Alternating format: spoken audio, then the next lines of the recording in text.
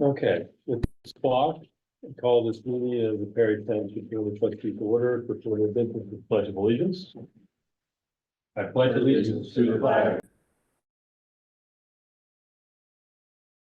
One nation, under God, indivisible, with liberty and justice for all.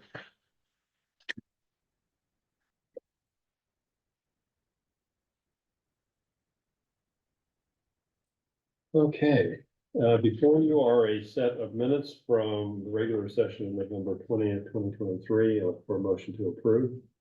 I'll make that motion. Second vote? Yes. I abstain. I abstain because I was. The abstains. Public comment period, Brookside. Sleigh rides are on this Saturday at school, obviously, food truck, all the good stuff. Speeding is speeding. And that's about it. Oh, and just which I mentioned this at the last meeting, Ian, but you weren't here. Did you see where they tore out some car went off 161 and came down into is there anything we can do to kind of make that not look like a I will touch it up. mess until spring? Okay. Yeah. Thank you. I appreciate it. That's it. And then our meeting is here tomorrow night. Worthington Hills, their meeting is this Wednesday night. So if you let Charlie know, just to be sure. Normally it would have been on the 13th. Okay. At the country club, same time. And then I think the sleigh rides are already taken care of. You guys get that pretty well set. Well, I think we're good. Other than that, I'll have some more after the meeting tomorrow, Wednesday night. So we're gonna be looking at programs and services and budgets and things like that. So. Epcon and Ravello, anything in there? Not right now. Zoning. Old business, 5622 Riverside Drive, they did pay the invoice. I confirmed that it was paid. Before I closed the file out, I emailed Andrew, the owner, asking what his short-term plans were with the shipping container that's still not secured and the food truck that is unlicensed and inoperable apparently. Before I closed the file out, I wanted to get an answer to what his plans were. I also asked him what his long-term plans were with the property. I have yet to get a response for either, so. But the contractors paid. Contractors paid, right? So we're good there. Cool. Skip on down to Henderson Development.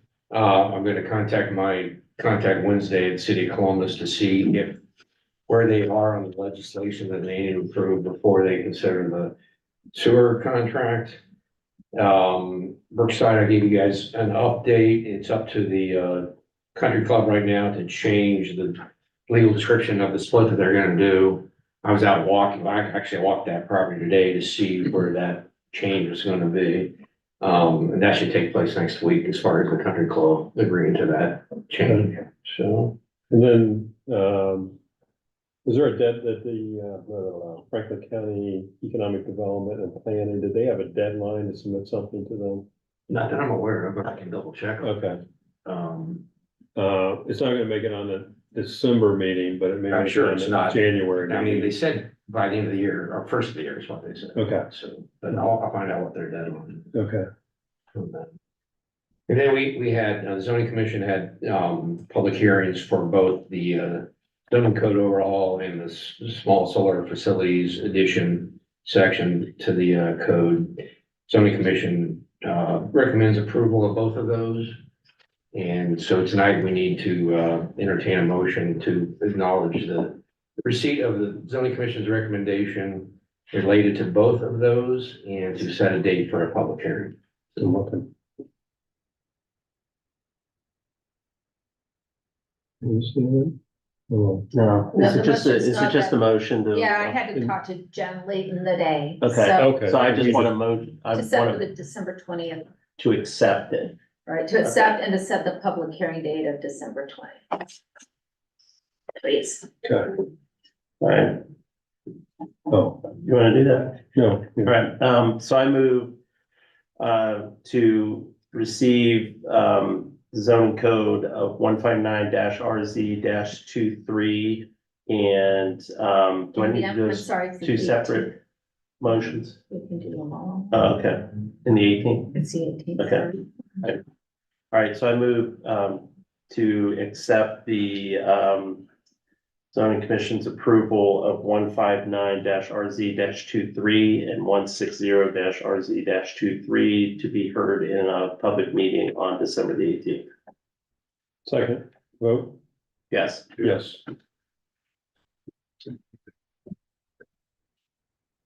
Okay.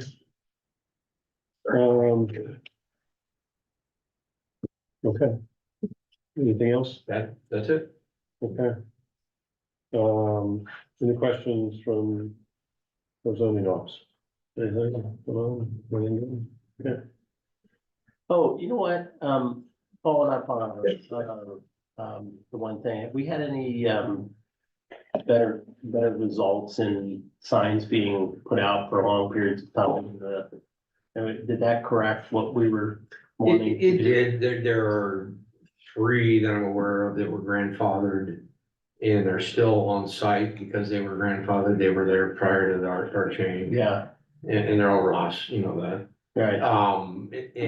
But they're aware of the new changes, Okay. and so the contractors to the best of that I'm aware have been abiding by that. Okay, cool. We have one on Beach View or on Beach Lake that has a sign out and a dumpster out without a permit both, and I've given them 3 warnings, and Wednesday's the day I remove their sign. When they don't get the sign permit and dumpster permit, and so, but other than that, the contractors have been doing a good job on that. But there are 3 grandfathered that Ross has. Road department.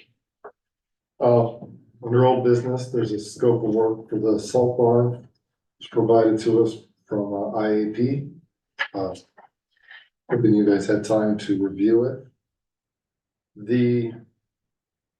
Andy, you had a question about the fees. I don't know if you saw my email. Yeah, The 13% IAP fee and the 2% NCPA fee is included in that estimate of $245,000 to $260,000. He also built in a 17% contingency on that price. and that's also included in the 245 to That's included 260? as well. Oh, cool. I called him 3 times to question him today about it. Okay. Are you sure? You'd never be too short. No, I mean, the price from the quotes that I went out and got was $250,000. And is right there. And that included the fencing too, so whatever was Fencing on, around just north and, the trash dumpster, Yeah. didn't include any fencing around. oh, on the perimeter? Yeah. Oh, okay, so no fencing on the perimeter. No fencing on Okay. the perimeter. So, the question I think now comes to, how do we pay for it? And I know that there's been some things around, one of the questions that I have, because one of the things I talked to Beth about was like, because this is a road department only use, kind of falls in your bucket. So my question is, have we thought about limiting the road work that we're going to do in 24?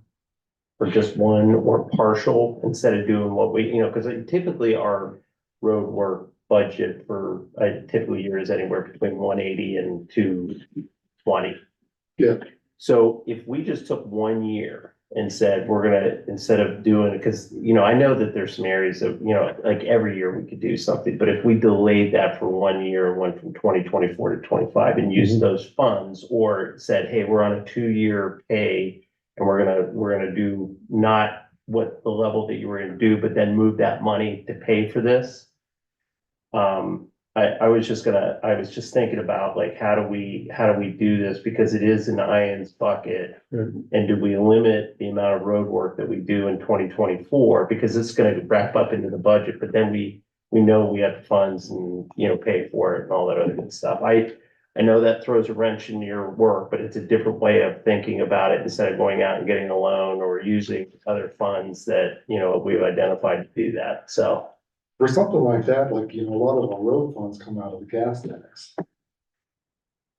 I don't believe that our gas tax You can be can't, used, what's that? you can't use gas or motor vehicles tax for The structure. that structure. It has to be strictly for road improvements. And he's right, most of the money it gets pulled from motor vehicles tax, gas tax, and then the leftovers come from. but this being a road use, I mean, we use it for salt and things like that. I mean, is there any kind It of, goes on the road.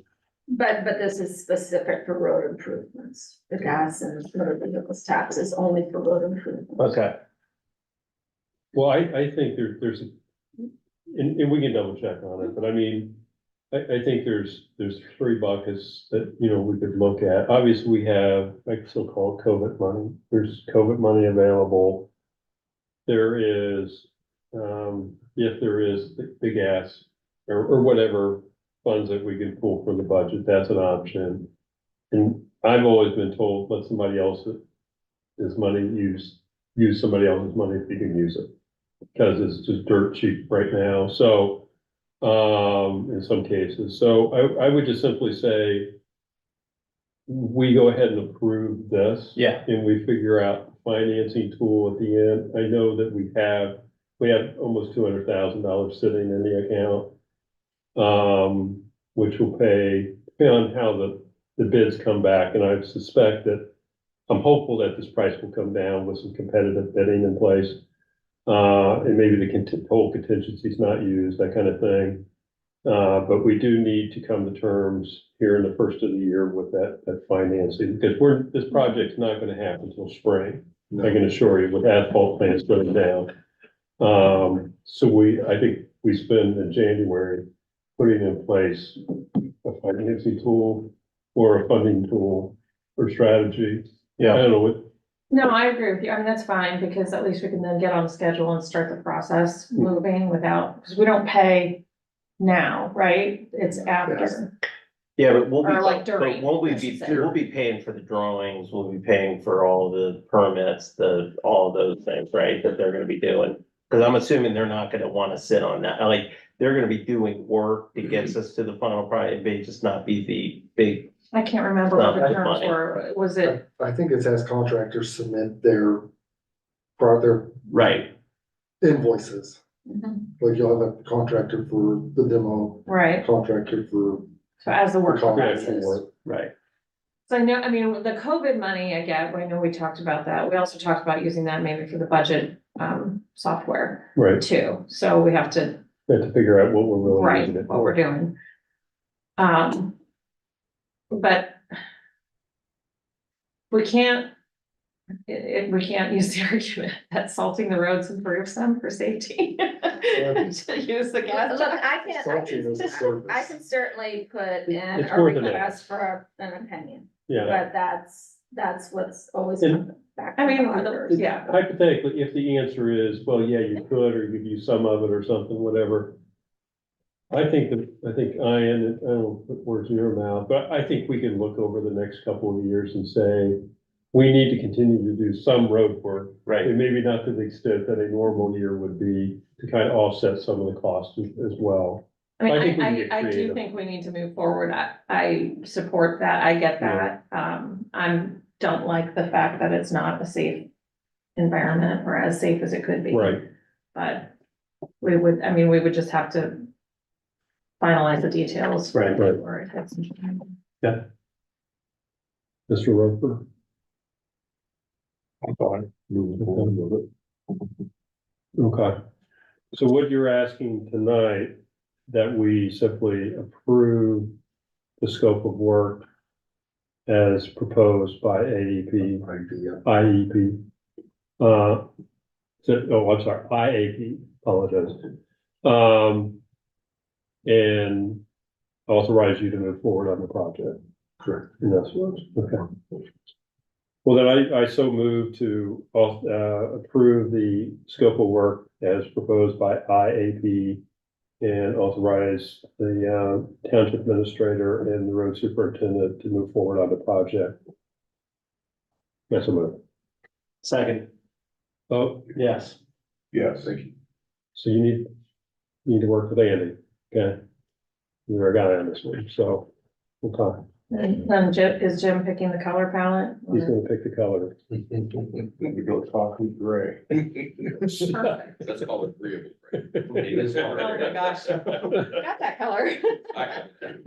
Having worked in both. Very agreeable. Okay, how are we doing on leaf collection? Is Brookside taken care of? That side is done. Okay, Uh, As of today, we're up to 260 Yep. loads. It's 112 in Brookside, 148 in Worthington Hills. We are on our 10th and final round. Good. Like I said, Brookside is complete, the south end is complete. Started in Worthington Hills today and keeps going like it was. It'll be done by Wednesday. Okay, Is that a record? 260? Yeah. No, we're about average. With the small trucks, the loads are, the cubic yards are about average for the year. Except for leaf season, the generator, the old one is off the pad. We're gonna be working the pad, this week. The transfer switch has all been installed in the building. So all we have to do is get the new generator pad set and generator on it. Columbia Gas got back to me today. The upgrade on the meter is gonna be around $900. Still waiting on the contractor to, give me his quote for the gas line. It doesn't seem like it's gonna be that difficult. The plumber that was out here, he can run it from the meter straight across the top of the ground to the new generator. It does not need to be buried. That's all I have.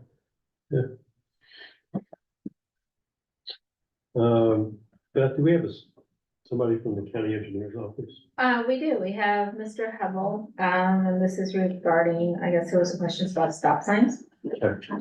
So I asked this to be put on the, Yeah. No worries. okay.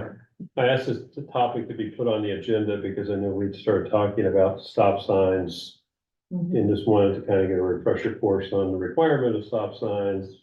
What is the qualifications to place a stop sign? Who has the authority to approve placing a stop sign in certain spots? So I'll leave it to the Franklin County Engineer's Office to give us a little update.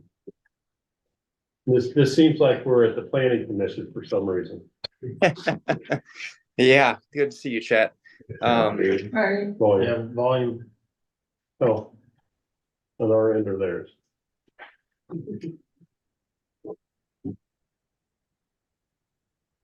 Can you hear me now?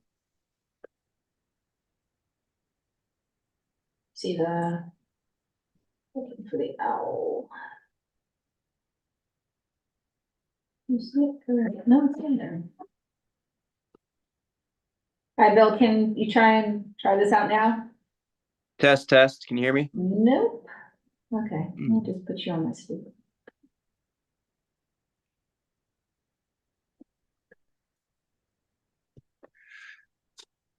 There you go, try that. Hello. Good evening. How you doing? Hey, how's it going?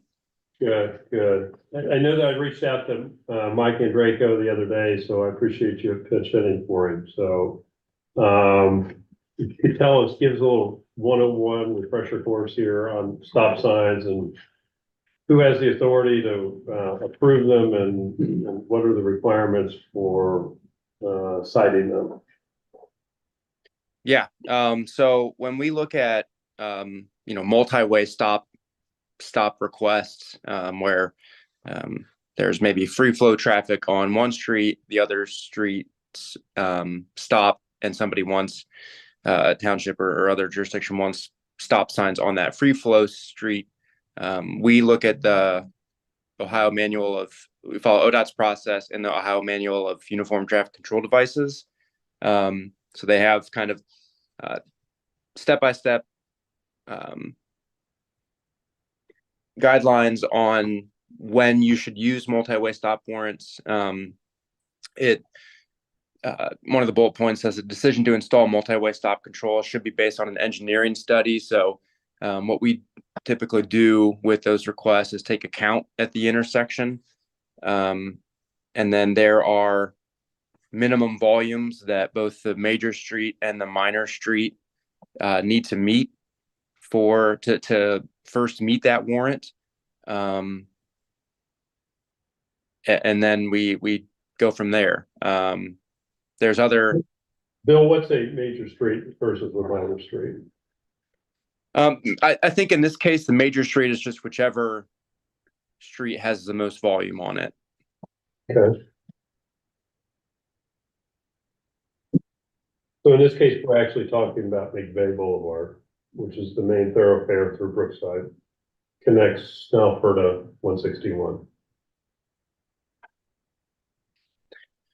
Yeah, so we would count that. You need whatever intersection it might be or intersections. We would count that. You need at least 300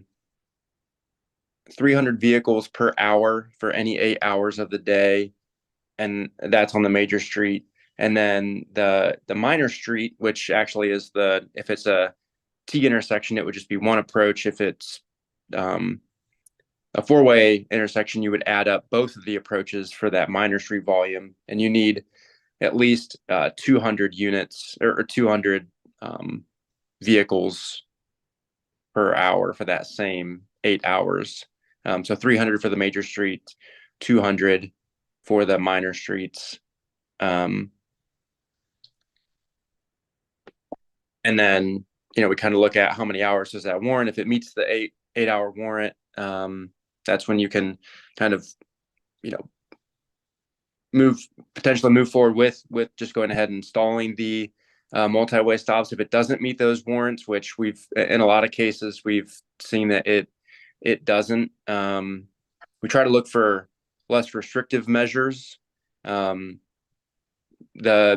OMUTCD states that yield and stop signs should not be used for speed calming.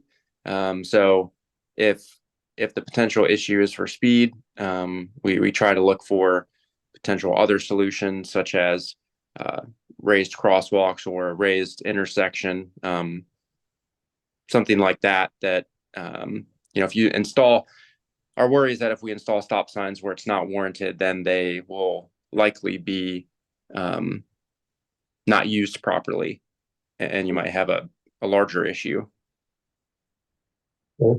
And if so, would we be coming to Cornell and you folks to say, hey, we believe that we'd like to have a stop sign or stop signs, multiple, on McVeigh besides what we already have? Is that something we'd come to you to initiate that traffic study? Yes. Okay. Do those signs that are there have to meet that requirement now? So we have existing stop signs, Bill, on McVeigh. Do those have to meet those requirements as well or continue to meet them? That's something that we'd have to further kind of investigate. I guess you're asking, like, would those be grandfathered in, if they did not meet the warrants? Yeah, that's something that we would have to consider. Okay. I mean, I'm not concerned about the 300. I know we hit that mark. It's the 200 off of each floor. Sure. Well, but like you said, there's those points where, so, hey, the other question I had for you is, do stop signs have to be, is it just based on those numbers per intersection, or is there a minimum distance that you like to see stop signs placed from one another? There's nothing in the manual that provides guidance for kind of how far away those intersections might be.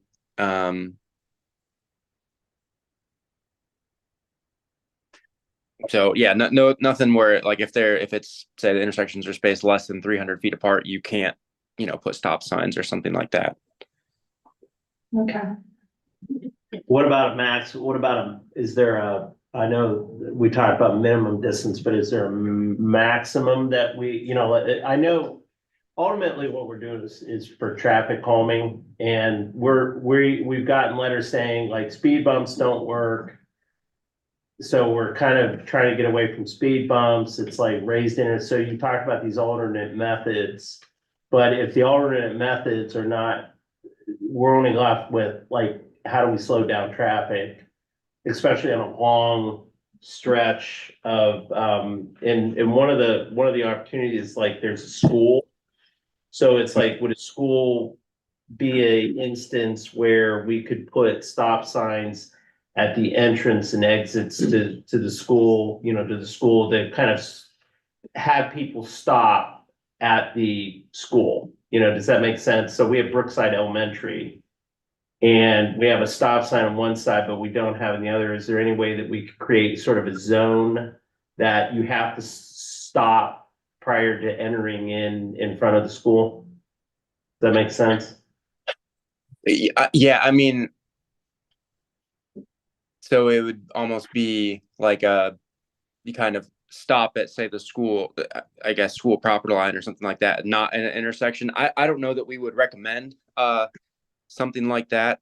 I think, like I said before, we would try to, if the true goal is traffic calming, we try to lean towards an alternative method, because we've just seen other examples in the past of people not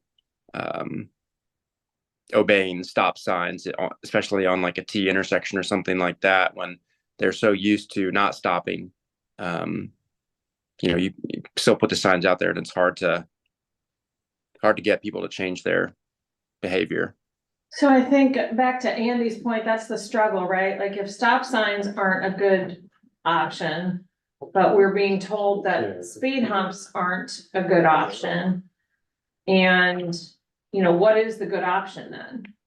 And I mean, I'm not sure how familiar you are with that area, but it's just become that great cut through between 161 and Snoffer anytime either road backs up.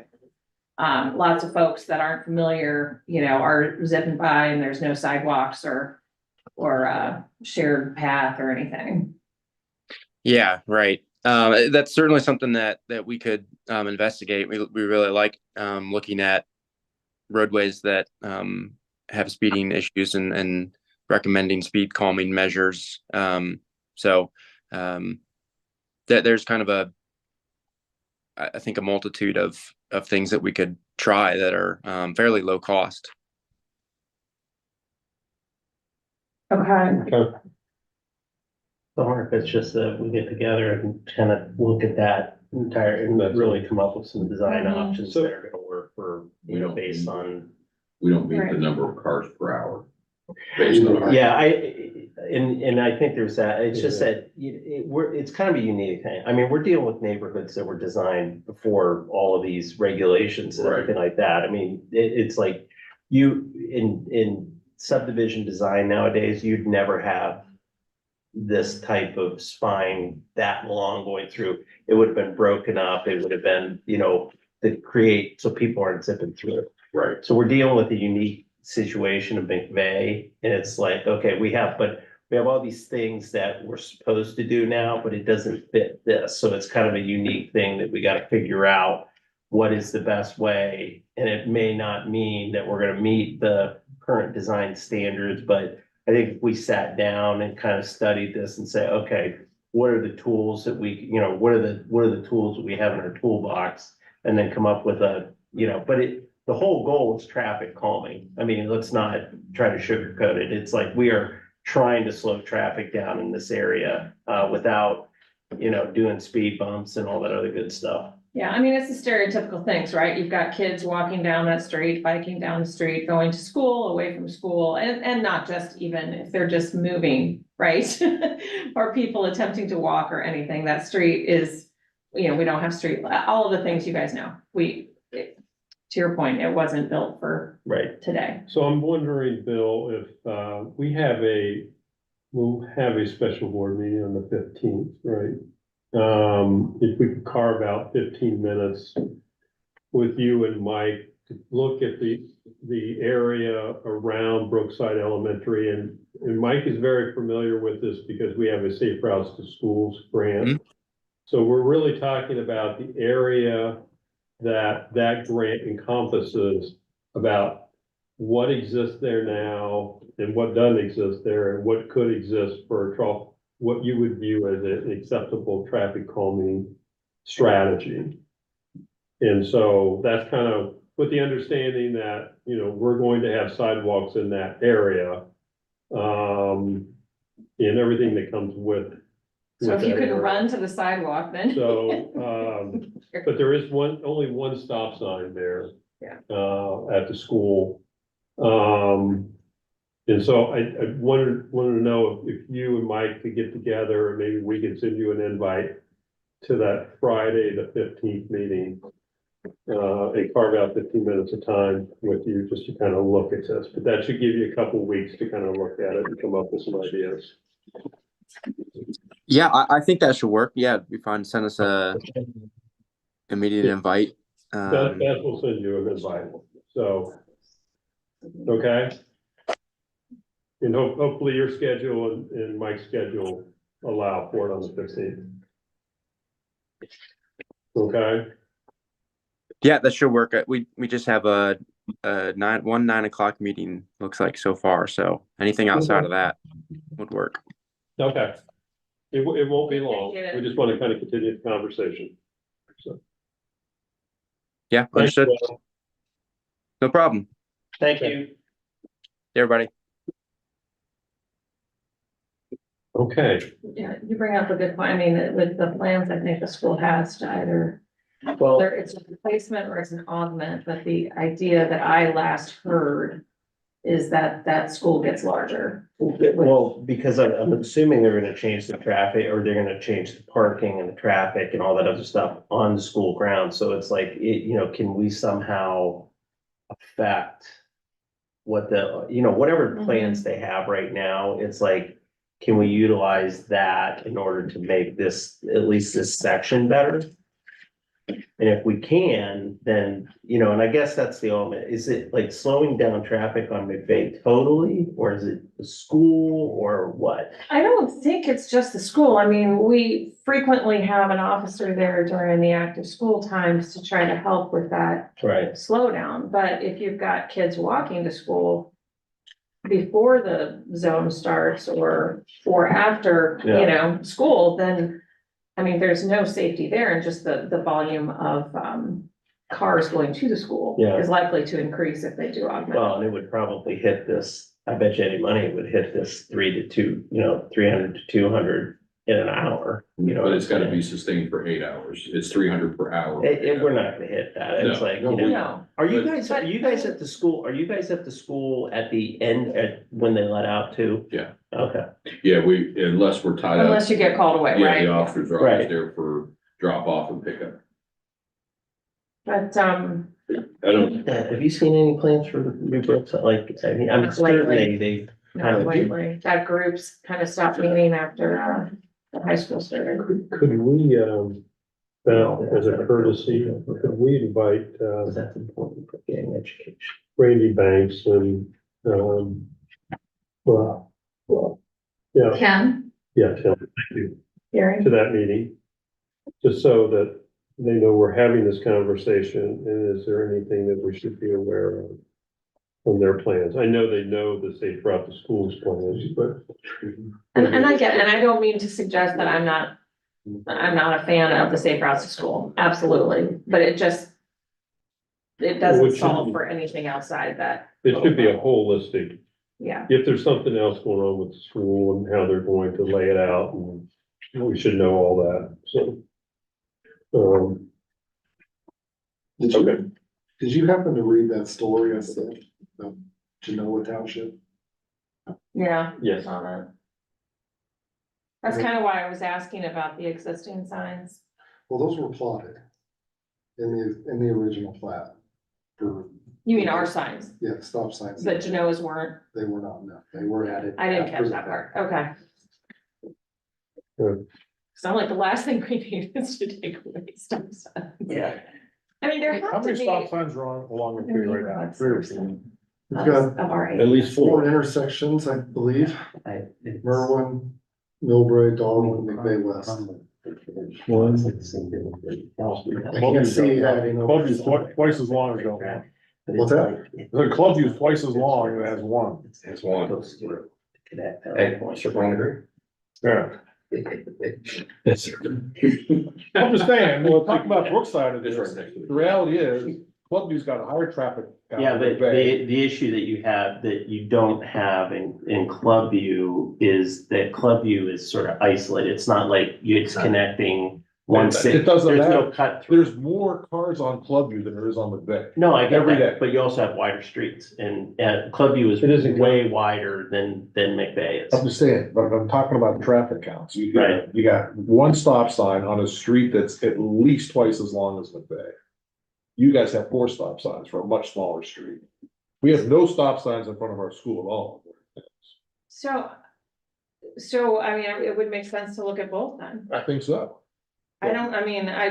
It's, to your point, it's not just about the stop signs, and it is about the rest of the street and everything else, but also it's not the only issue that we have in the township, for sure. But the stop signs may not be the solution. Sure, no, I mean, so, okay. I just want to get a game plan. I do too. I mean, Where's the it's stop not the sign same. being proposed? So that's the question. I mean, I think, like, when I look at, so I'll look at our data. Okay, Our 85th percentile is 27 miles per hour. Which is what the county engineer uses, NHTSA uses as far as like when they determine speed and traffic calming. Working, so last week I was on the road for a few hours and I spent time in Brookside. The problem is not the people coming in neighborhoods, the people trying to get in and out of school. To me, part of the issue is people just can't drive. There's people that pull into parking spots, they pull in front of each other, and I don't know how our officers do it, but I yelled at several people because they back out blindly and almost cause a crash. But the speed wasn't the issue, it's the people going in and out of school because it's so tight. But Well, you're right, I don't disagree with you that that's an issue. But the numbers are not the only factor in terms of the quantity, and I would say the same thing for Clubview. I mean, we don't have streetlights, we don't have any curbing, we don't have anywhere, people frequently are gonna go down into a ditch if they try to walk off the side of the road. There's a safety for any pedestrian trying to get down the road, and it's narrow, and that it is even worse when there's an accident, when there's, all of the backups that occur, but the number of cars is not the whole story. no, It's but, the setup but of, it. and I again, agree, it's not people don't know steep. how to drive. It's, if don't get me it's, wrong. if it's a widening rotary, and people a place to walk, but again, it's not the speed that's the issue as much as trying to find where people can walk when cars are going through. Does that make more sense? Is that- I don't agree with you completely that it's, speed isn't an issue. I also agree that people are sliding through the stop signs that we have already, and when you first raised the thing about stop signs, I was like, that's just gonna give them more signs to slide through. But that's my cynicism, forgive me, maybe not, but, that happens everywhere. I mean, it does, people fly yeah, through it. I'm not saying that's What is unique it to that- McVeigh, I just Stop. mean it may not necessarily solve the issue, but, if you sit, I mean, I was talking to a neighbor that lives right by the intersection of Darwin and McVeigh. Okay. And you've got the 3 stop signs right Yeah. there, and as I'm standing in the yard, I'm watching cars blow through, and I don't mean 50 miles an hour. No, I get what yeah, they're not stopping. But it But are- doesn't but are take they- 50 to kill a kid on a bike. but are they So- slowing down or are they just? They kind of look, sometimes, I mean, sometimes they go completely, sometimes you see the brakes, they, Yeah. tap, they do the Andy-English, and then they keep going. Isn't that what you told us last week? I don't I'm just recall saying, that. it's not, I Okay, mean, moving, I'm not trying to moving along. get caught on numbers, I'm just saying that doesn't we're gonna continue, hopefully, we're gonna continue this on the 15th. So. Right away discussion. Okay, we have some dates from the county engineer, and I believe we're gonna be having some, conversations with The 21st. on the 21st, him and his staff regarding, right away, and, it is obviously, I always say, you never want anyone, having the authority to control your destiny. So you should always make sure that you are guaranteed rock solid the authority in which to decide what goes into your right of way. And so that's what we are attempting to do. We had a good conversation with Jefferson Township, I think on Thursday or Friday. A lot of good information I didn't know, because I know that some townships actually go out, hire an engineering firm to do this, which made me a little bit nervous about that, because the engineering firm which was mentioned is a pricey one. And so Jefferson does not do that. They do it all in-house. That doesn't mean that we don't ask the county engineer, because I think the county engineer has indicated technical support in the form of review when necessary and inspection when necessary. So that's going to be, I think, part of our conversation is that we definitely want this. But we also need to know what you're going to do to support us in maintaining that. And so, some of the numbers that came out of that conversation with Jefferson were, intriguing in the sense that, there's certain costs that you can put in place that are based in code. And then there are certain costs that you can just determine based upon what the market demand is. So a lot of good conversation, and I think that we also have a conversation eventually with Prairie, and then with the county engineer. So I think we're gonna gather all that together and hopefully have something for you the 1st of January.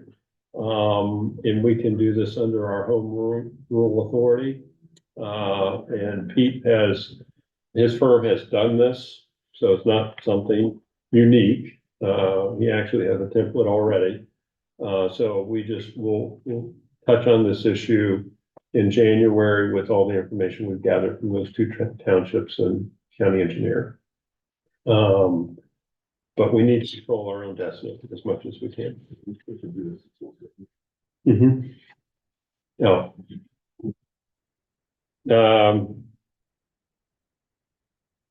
Did we designate 6:30 at the time that we needed to? That was, So I just blew right through that. well, that's okay. Okay. I mean, that was just my Is that your estimate? hope at the start of. Okay. Well, Chief, we have limited time because I just talked too much. So, fire and EMS. Let's Fire start. and EMS, Worthington responded to 23 calls for service in November. Upper Arlington responded to 10 calls for service in November. And, if you would please, the new business, I believe there's gonna be some discussion and potential for a special meeting on Friday. Say that one more time. I have the levy on his Oh, agenda for tonight. Okay, sorry. We're gonna postpone that So we're moving this to Saturday, Friday. Friday. Okay. And not Saturday. Okay. Is a time picked for Friday? Yeah. I don't think so. Okay. And staffing is on the 18th? Yes. Okay. We'll get a refresher on that. Okay. The only thing I want to pass on a couple of things. You all saw the letter from Senator Coonsey. Nice job, done by Officer Reed. I think you have a copy of that. Couple of things to pass on that's happened in the neighborhood. We had a couple weeks ago, we had an autistic child that went missing from Worthington Hills Elementary. Officer Rice was after school at the time, and a safe recovery was made within about 12 minutes. So, he just kind of wandered off the playground into the neighborhood, and, Officer Rice was in the building, and they called for him, and he had resources en route, but was able to find him. So, we had a couple officers, Cynthia Forsythe and Sergeant Marcus Miller, last week were involved in a saving a suicidal woman out here on Long Bridge.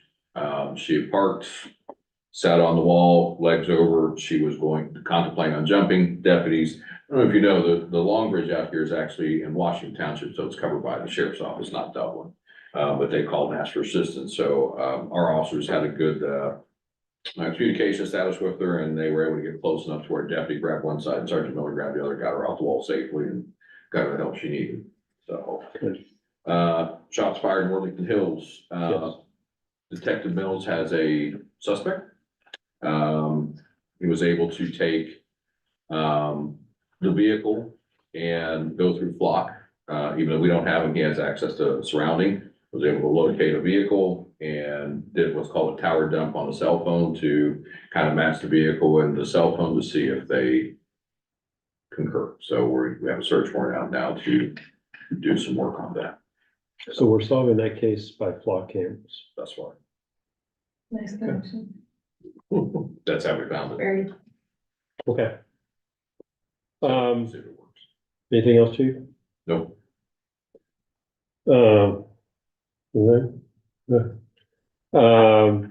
I need to go into executive session and need to enter into executive session pursuant to ORC 121.22 subsection G3 to conference with legal counsel concerning disputes involving the township that are subject of pending and imminent court action and to consider the compensation of a public employee by roll call vote. Mr. Channing, Yes. Mr. English. Yes.